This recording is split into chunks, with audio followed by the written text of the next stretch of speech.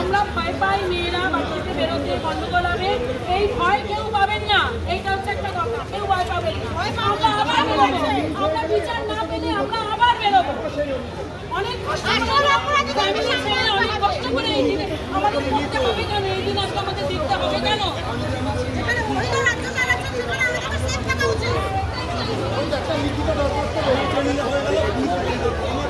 ডালিয়াদি ডালিয়াদি ডালিয়াদি